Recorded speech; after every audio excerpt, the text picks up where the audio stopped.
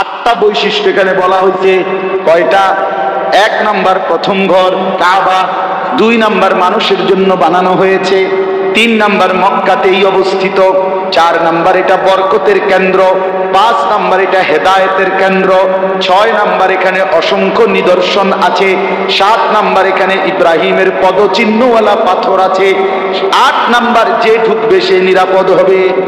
আল্লাহ বলেন এতগুলো বৈশিষ্ট্যের কারণে ওয়ালিল্লাহি আলান নাসি হিজ্জুল বাইতি মান ইসতাতা ইলাইহি সাবিলা, সামর্থ্যবান ব্যক্তিদের উপরে যাদের কাছে নিজের সংসারের প্রয়োজন পূরণ করে এ পরিমাণ জমি, এই পরিমাণ টাকা, এই পরিমাণ ব্যাংক ব্যালেন্স আছে, যেটুকু দিয়ে আল্লাহর ঘরে যাওয়া থাকা আসা এইটুকু খরচ হয়ে যাবে, এমন ব্যক্তিদের উপরে আমি আল্লাহ এই ঘরের উদ্দেশ্যে আমার সন্তুষ্টির জন্যে হজ ফরজ করে দিলাম। আল্লাহ তাআলা বলছেন হজ আমি আল্লাহ ফরজ করেছি কাবা ঘরকে কেন্দ্র করে। তো কাবা ঘরকে কেন্দ্র করে আমি ফরজ করেছি হজ। কেন? আল্লাহ বলেন এই কাবার অনেকগুলো বৈশিষ্ট্য, এই বৈশিষ্ট্যগুলো থাকার কারণে আমি আল্লাহ হজ ফরজ করেছি। এক নাম্বার ইন্না আউয়ালা বাইতিন, কাবার প্রথম বৈশিষ্ট্য এই জমিনের প্রথম ঘর কাবা। দুই নাম্বার উদিআ লিন-নাস, এই ঘরটা বানানোই হয়েছে মানুষের জন্য। সুবহানাল্লাহ, কার জন্য?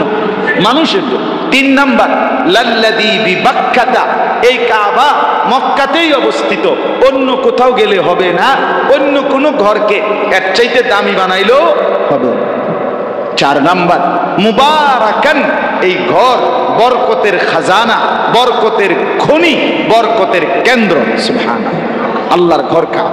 পাঁচ নাম্বার অহুদাল্লিল আলামিন, এটা বিশ্ব মানবতার সারা পৃথিবীর মানুষের হেদায়েতের কেন্দ্র। এখানে আসলে হেদায়েত মিলে যাবে, আল্লাহকে পেয়ে যাবে, আখিরাতের সন্ধান মিলবে, চোখে পানি আইসাই যাবে, কবরের ভয় জাগবেই, আখিরাতের প্রেরণা আসবেই। এটা হেদায়েত। ছয় নাম্বার ফীহি আয়াতুম বাইয়িনাত, রব্বুল আলামিন বলে এই কাবার চারদিকে আমি রব্বুল আলামিনের অগণিত কুদরতের নিদর্শন। যেদিকে দেখবা আমি আল্লাহর কুদরত দেখবা। কাবার দরজা দেখলে দেখবা আমার কুদরত, কাবার পাশে হাজরে আসওয়াদ পাথর দেখলে বুঝবা আমার কুদরত, কাবার গিলাফ দেখলে বুঝবা আমার কুদরত, কাবা ঘরের পানি পড়ে যেই নিজাম সেটা দেখলে বুঝবা আমার কুদরত, হাতিমে কাবা দেখবা আমার কুদরত, জমজম দেখবা আমার কুদরত, সাফা মারওয়া দেখবা আমার কুদরত। যেদার দেখতা হো তু হি তু, যেদিকেই তাকাইবা আল্লাহ বলে বান্দা আমার কুদরতের নিদর্শন দেখবা আর আমি আল্লাহকেই মনে পড়বে। সুবহানাল্লাহ। কালো গিলাফ দেখতে কেমন, আল্লাহর ঘর দেখতে কেমন, আল্লাহর ঘর দেখতে কেমন। আল্লাহ তাআলা কোরআনে আরেক জায়গায় বলছে লিয়াশহাদু, তুমি আয়সা দেখো। কিছু আবেগ শব্দ দিয়ে বোঝানো যায় না, কিছু ভালোবাসা শব্দ দিয়ে বোঝানো যায় না, হয় না, পারা না। মানুষের আবেগের চাইতে শব্দ কম, মানুষের ভিতরের আবেগ অনুভূতি জ্বালা পোড়া যাই আছে বিদ্রে, এটার চাইতে শব্দ কি কম। এই জন্য মানুষ কথার প্রশ্নে বলে যে আরো বহু কথা ছিল এই দিলে কইতেলাম, তার মানে এখানে বেশি এখানে কম জবানের শব্দ।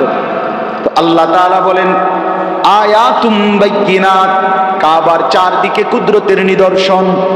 এরপরে আল্লাহ বলেন একটা বড় নিদর্শন বলছি, মাকাম ইব্রাহিম, কাবা ঘরের সামনে একটা পাথর আছে, একটা গ্লাসের মধ্যে ঘুরানো। এই পাথরটা হচ্ছে ইব্রাহিম আলাইহিস সালামের পায়ের চিহ্ন বিশিষ্ট পাথর। সুবহানাল্লাহ। আল্লাহ তাআলা যখন কাবা ইব্রাহিম আলাইহিস সালামকে পুনরায় নির্মাণ করতে বলছেন, তখন এই পুনর্নির্মাণের সময় জিবরাইল আলাইহিস সালাম একটি পাথর ইব্রাহিম আলাইহিস সালামের পায়ের নিচে আইনা রাখছিলেন।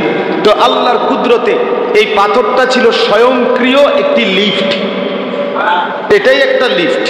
অর্থাৎ এইটা আল্লাহর কুদরতে যে সাইডের যে ওয়াল গাঁথছে পাথর দিয়া, এটার জন্য ইব্রাহিম আলাইহিস সালামের প্রয়োজনে যে দূর উঁচা হওয়া দরকার হইতো, পাথর নিচে উঁচা হইতো, আবার দরকার লাগলে নিচে নেমে যেত। এটা কুদরতি। হ্যাঁ, তো এই পাথরটা আল্লাহকে বলছে, আল্লাহ আমার একটা আবদার আছে। আল্লাহ বলছে, কি বলো? বলছে, আমি তো শক্ত শক্ত পাথর, আমি কিন্তু আপনার বন্ধু ইব্রাহিমের পবিত্র কদম আমি পাথরের উপরে লাগছে। আমার দিল চাচ্ছে মাওলা, আপনি যদি আমার একটু সুযোগ দেন, আমি একটু নরম হই, কাদা মাটির মতো নরম হইয়া বন্ধুর পায়ের চিহ্নটা আমার মধ্যে নেই। আল্লাহ বলছে, ঠিক আছে। এই জন্য পাথরটা কাদার মতো নরম হয়ে গেছে। ইব্রাহিমের 2 পায়ের চিহ্ন ওই পাথরের মধ্যে গাইথা গেছে। আজকে 6000 বছর পরে ওই পাথর আজও অবিকল ইব্রাহিমের পায়ের চিহ্ন নিয়ে ঝলঝল করছে। আল্লাহ বলেন, মাকাম ইব্রাহিম, আমার কাছে আসলে, আমার ঘরে আসলে এটাও দেখাবো, এটাও দেখাবো, আরো কত কিছু দেখাবো। লিয়াশহাদু, আইসো, সব কিছু শব্দ দিয়ে হবে না। লিয়াশহাদু মানাফিআ লাহুম, কত উপকার আছে আমি দেখাবো, আইসো। হ্যাঁ, এরপরে আল্লাহ বলেন, ওমান দাখালাহু কানা আমিনা, কাবার বৈশিষ্ট্য হলো এখানে যেই ঢুকবে সেই সাথে সাথে নিরাপদ হয়ে যাবে। কাবা সবাইরে নিরাপদ করে দেয়, নিরাপদ। একবার জন্তু প্রাণী এটাও নিরাপদ, পিঁপড়া নিরাপদ, ইঁদুর, বিড়াল সব নিরাপদ। আমি একবার মসজিদে হারামের পাশে, কাবার একটু পাশে, ও একটা বনরুড়ি একটু আর গোশতের একটু টুকরা মুরগির একটা বিড়াল রে দিয়েছিলাম, মানে খাইতে বললেন, ছোট্ট বিড়াল। সাথে সাথে পুলিশ আসছে, ওই হারামের পুলিশ, এগুলো আইসাই, হ্যাঁ জি, হ্যাঁ মামনু, এটা নিষেধ, এটা তো মুখে লালা লাগবে। এখন আমার বুঝাইছে আরবিতে যে এখানে আবার কেউ সেজদা দিলে তো তার তো ক্ষতি হবে, আপনার নামাজের খলল হবে। তো ক্লিনার আনছে, আইনা দাঁড় করাইছে আর কি, মানে মুছে লাগবে এখন। তো এই বেটা আপনার ওই বিড়ালটারে কোনো লাথিও দিছে না, খোসাও দিছে না, শুধু একটা কথা বলছে, আল্লাহ সুরা, এই কথাইটাই কইছে, তাড়াতাড়ি, মানে তাড়াতাড়ি শেষ করো। সাথে সাথে আমি একের তাকায় আছি, সাথে সাথে বিড়ালটা একেবারে ভদ্রভাবে মাথাটা নোয়াই আসতে গেছে গেল। পরে আমি বললাম, আরে আমরা যদি এই বিড়ালটারও আমরা দেশে নিতে পারতাম, তাতে কত মানুষ আরবি শিখতে পারতো এটার থেকে। কেন এটা কি সুন্দর আরবি বলতে। তাই জন্য বললাম, ওমান দাখালাহু কানা আমিনা, যে ঢুকবে সে নিরাপদ। 8টা বৈশিষ্ট্য এখানে বলা হয়েছে। কয়টা? 1 নাম্বার প্রথম ঘর কাবা, 2 নাম্বার মানুষের জন্য বানানো হয়েছে, 3 নাম্বার মক্কাতেই অবস্থিত, 4 নাম্বার এটা বরকতের কেন্দ্র, 5 নাম্বার এটা হেদায়েতের কেন্দ্র, 6 নাম্বার এখানে অসংখ্য নিদর্শন আছে, 7 নাম্বার এখানে ইব্রাহিমের পদচিহ্নওয়ালা পাথর আছে, 8 নাম্বার যে ঢুকবে সে নিরাপদ হবে। আল্লাহ বলেন, এতগুলো বৈশিষ্ট্যের কারণে ওয়ালিল্লাহি আলান নাসি হিজ্জুল বাইতি মান ইসতাতা ইলাইহি সাবিলা, সামর্থ্যবান ব্যক্তিদের উপরে, যাদের কাছে নিজের সংসারের প্রয়োজন পূরণ করে এ পরিমাণ জমি, এই পরিমাণ টাকা, এই পরিমাণ ব্যাংক ব্যালেন্স আছে, যেটুকু দিয়ে আল্লাহর ঘরে যাওয়া, থাকা, আসা এইটুকু খরচ হয়ে যাবে, এমন ব্যক্তিদের উপরে আমি আল্লাহ এই ঘরের উদ্দেশ্যে আমার সন্তুষ্টির জন্যে হজ ফরজ করে দিলাম।